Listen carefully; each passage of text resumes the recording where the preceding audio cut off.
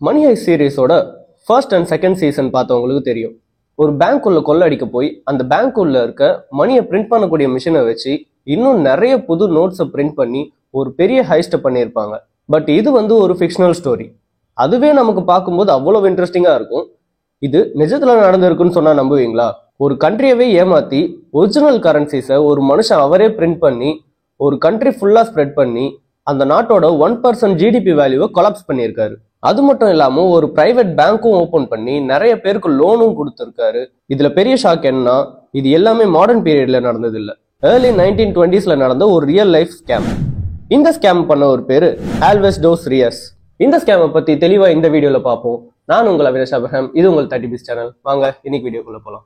1896ல போர்ச்சுகலுடைய கேபிட்டலா இருக்கக்கூடிய லிஸ்பன்ல பிறந்தவர் தான் இந்த ஒரு ஆல்வஸ் dose reus.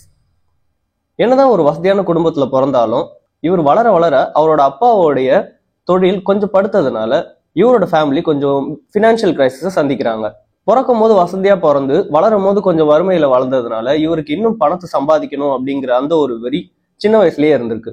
1916ல first year college படிக்கும் போது அங்க அவர் கூட படிச்ச மரியா அப்படிங்கிற ஒரு பொண்ணு காதலிச்சு அவர் திருமணம் பண்ணணுன்றதுக்காக அந்த படிப்பை டிஸ்கண்டினியூ பண்ணிட்டு அந்த மரியாவையும் கல்யாணம் பண்ணி மரியாவோட சொந்த ஊரான அங்கோலா அப்படிங்கிற அந்த ஒரு இடத்துக்கு குடிபெயர்றாரு. பட் மரியாவோட ஃபேமிலி ஆல்வஸோட ஃபேமிலிக்கு அப்படியே ஆப்போசிட். மரியாவோட ஃபேமிலி அந்த ஒரு ஊர்ல ஒரு பெரிய தலைக்கட்டா இருந்ததுனாலையும் அவங்கள சுத்தி நிறைய பிசினஸ் இருந்ததுனாலையும் மரியாவோட வீட்டுல ஆல்வஸை ஒரு பெரிய பொருட்டாவே கண்டுக்கிறது இல்லை. அதனால கோபம் அடைஞ்ச அவரு அப்பதான் ஃபர்ஸ்ட் டைம் ஒரு ஸ்கேம் பண்ண ஆரம்பிக்கிறாரு. அவருக்கு பிடிச்ச மாதிரி அவர் என்னென்னலாம் படிக்கணும்னு நினைச்சாரோ அது எல்லாத்தையுமே ஒரு ஃபேக் சர்டிபிகேட் ரெடி பண்றாரு. அது இல்லாம அதுக்கு ஃபேக்காவும் ஒரு காலேஜுமே உருவாக்குறாரு, ஃபேக்கா ஒரு பிரின்சிபலையும் உருவாக்குறாரு. அந்த ஒரு காலேஜ் பேரு Oxford universities polytechnic school of engineering. இப்படி ஒரு பொய்யான ஒரு காலேஜை உருவாக்கி அதுல நான் படிச்சதாகவும் அதுல எனக்கு சர்டிபிகேட் கொடுத்ததாகவும், அது இல்லாம இதுல என்னென்ன சர்டிபிகேட்ஸ் அவர் உருவாக்கியிருக்காருன்னா geology, geometry, physics, metallurgy, mathematics, palaeography, அது மட்டும் இல்லாம முக்கியமா மெக்கானிக்கல் இன்ஜினியரிங். இந்த ஒரு மெக்கானிக்கல் இன்ஜினியரிங் சர்டிபிகேட்டை வச்சுதான் சுவர் கன்ஸ்ட்ரக்ஷன்ல ஃபர்ஸ்ட் டைம் அவர் ஜாப் ஜாயின் பண்றாரு. அவர் வேலைக்கு ஜாயின் பண்ணி கொஞ்ச நாள்லயே அவரோட புது புது ஐடியாஸ்னால அவருக்கு நிறைய இன்க்ரிமெண்ட்டும் நிறைய ப்ரொமோஷன் கிடைச்சும் அவர் பெரிய இடத்துல போய் உட்காராரு. ஆனா என்னதான் இருந்தாலும் அவருக்கு அந்த அளவுக்கு ஒரு சம்பாத்தியம் இல்லாததுனால மரியாவோட ஃபேமிலியில இன்னும் அவரை ஒரு பெரிய பொருட்டாவே பார்க்காம தான் இருந்தாங்க. அந்த ஒரு டைம்ல தான் 1922ல அவர் அபாக்கா ரயில்வே கம்பெனி அப்படிங்கிற ஒரு கம்பெனியில பார்ட் டைமா ஒர்க் பண்ணிட்டு இருந்தாரு. அந்த கம்பெனி அதோட ஷேர்ஸ் எல்லாத்தையும் விற்க போறேன் அப்படின்னு சொல்லும் போது அப்பதான் அவரோட 2வது ஸ்கேமை ஸ்டார்ட் பண்றாரு.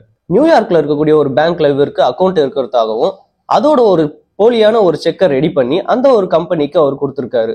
இந்த செக்கு நியூயார்க்கு போறதுக்குள்ள இவர் அந்த ஷேர்ஸ் எல்லாம் வாங்கி வேற ஒருத்தருக்கு வித்து ப்ராஃபிட் பார்க்கணும் அப்படின்ட்டு பண்றாரு.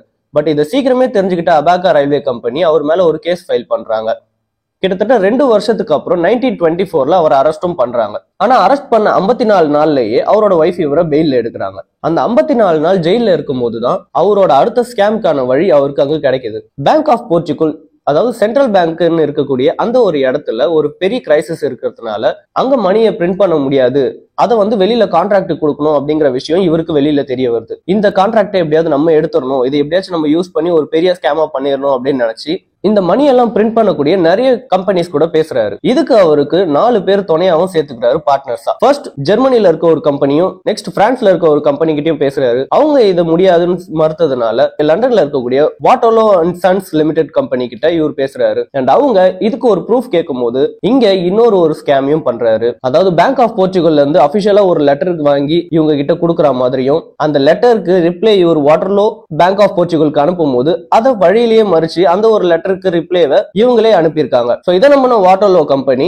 பேங்க் ஆஃப் போர்ச்சுகல் தான் இவங்களுக்கு பர்மிஷன் கொடுக்குறாங்கன்னு சொல்லி இவங்க மணியை பிரிண்ட் பண்றதுக்கு ஸ்டார்ட் பண்றாங்க. வாட்டர்லோ கம்பெனிக்கு இது ஒரு பெரிய கான்ட்ராக்டா இருந்ததுனால 500 யூரோ தாள்களை மட்டும் முதல்ல பிரிண்ட் பண்ண ஆரம்பிக்கிறாங்க. கிட்டத்தட்ட 1 லட்சத்துக்கும் மேல தாள்களை பிரிண்ட் பண்ணதுனால இது எல்லாத்தையுமே சேர்த்து வைக்கிறதுக்கும் பதிக்க வைக்கிறதுக்கும் ஒரு இடத்தையே ஆல்வஸ் டோஸ் ரியஸ் வாடகைக்கு ரூபாய்க்கு வாங்குறாரு. அந்த ஒரு இடத்துல மொத்த பணத்தையும் பதுக்கி வச்சு ஒரு புது பேங்கையே ஓபன் பண்றாரு. அந்த பேங்க் ஓபன் பண்ணி அது மூலமா நிறைய பேருக்கு லோன் கொடுத்தும் அதை கம்மியான இன்ட்ரெஸ்ட்க்கும் கொடுத்து நிறைய பேர் அவர் பக்கம் ஈர்க்கிறாரு. மத்த பேங்க்ஸை விட இவரோட பேங்க்ல லோன் இன்ட்ரெஸ்ட் ரொம்ப கம்மியா இருந்ததுனால எல்லா மக்களுமே இவரோட பேங்க்ல வந்து லோன் வாங்க ஆரம்பிச்சாங்க. பெரிய நியூஸ் பேப்பர் கம்பெனியை இவர் வாங்கணும் அப்படின்னு நினைக்கும் போது தான் இவரோட ஸ்கேம் வெளியே வர ஆரம்பிக்குது. எப்படி இவரோட பேங்க்ல மட்டும் இவ்வளவு கம்மியான இன்ட்ரெஸ்ட் கிடைக்குது, இதோட பின்னணி என்ன அப்படின்ட்டு கவர்மெண்ட் தேடும் போதுதான் இவர் இப்படி ஒரு ஸ்கேமே பண்ணியிருக்காரு அப்படிங்கிற விஷயம் வெளியில வருது. இவர் பேங்க் ஓபன் பண்ணதுனாலயும் இதுல நிறைய ப்ராஃபிட் வந்ததுனாலயும் இவருக்கு பொலிட்டிக்கல் சப்போர்ட்டும் நிறைய சுத்தி இருந்தது. இதனாலேயே அவருக்கு எதிரான சாட்சிகள் நிறைய இல்லாததுனால கேஸ் கொஞ்ச நாள் அப்படியே போயிட்டே இருந்துச்சு. ஆனா சரியான ஆதாரங்களை திரட்டி அவரை சீக்கிரமே ஜெயில அடைக்கிறாங்க போர்ச்சுகல் கவர்மெண்ட். அண்ட் இவர் பண்ண இந்த ஒரு ஸ்கேம்னால அந்த நாட்டோட 1% ஜிடிபி வேல்யூ கம்மியாயிருக்கு. இப்ப நம்ம இருக்கக்கூடிய மாடர்ன் ஜெனரேஷன்ல எடுத்து பார்த்தோம் அப்படின்னா $76.8 மில்லியன் இவரோட ஸ்கேம் வேல்யூவா இருக்கு. இப்ப வரைக்குமே போர்ச்சுகல்ல நடந்த ஒரு பெரிய ஸ்கேம்ல இந்த ஒரு ஸ்கேம் தான் பெரிய விஷயமா பாக்குறாங்க. ஏன்னா ஒரு நாட்டோட ஜிடிபி வேல்யூவை கொலாப்ஸ் பண்ற அளவுக்கான ஒரு ஸ்கேம் தான் இந்த ஒரு ஸ்கேமா இருந்திருக்கு. இப்படிப்பட்ட ஒரு பெரிய ஸ்கேம் பண்ண இந்த ஆல்வஸ் டோஸ் ரியாஸ்க்கு போர்ச்சுகல் கவர்மெண்ட் 20 வருஷம் ஜெயில் தண்டனை கொடுக்குறாங்க. ஆனா ஜெயில இருக்கும் போதே 1955ல ஹார்ட் அட்டாக் வந்து ஜெயிலேயே அவர் இறந்தும் போறாரு. மணி ஹைஸ்ட்ங்கிற இந்த ஒரு சீரியஸ் எந்த அளவுக்கு ஒரு இன்ட்ரெஸ்டிங்கா இருக்கும் அப்படின்றது நமக்கு தெரியும். ஏன்னா அதோட பிளாட் அந்த அளவுக்கு ஒரு வெயிட்டேஜான ஒண்ணு. ஒரு பேங்க்குள்ளேயே போயிட்டு அந்த மிஷினை யூஸ் பண்ணி புது புது கரன்சிஸை பிரிண்ட் பண்ணி ஹைஸ்ட் பண்ணிட்டு வராங்க. இது ரியல் லைஃப்ல நடந்திருக்கு அப்படின்னு நிகழ்க்கும் போதே இன்னும் பயங்கர இன்ட்ரெஸ்டிங்கா இருந்தது எனக்கு. சோ இந்த ஒரு கதையை பத்தி நீங்க என்ன நினைக்கிறீங்கன்னு சொல்லுங்க. ஆல்வஸ் டோஸ் ரியாஸ் அவரோட ஸ்கேமை பத்தி என்ன நினைக்கிறீங்கன்றத கமெண்ட்ல சொல்லுங்க. சோ அடுத்த வீடியோல உங்களை பாக்குறேன். பாய்.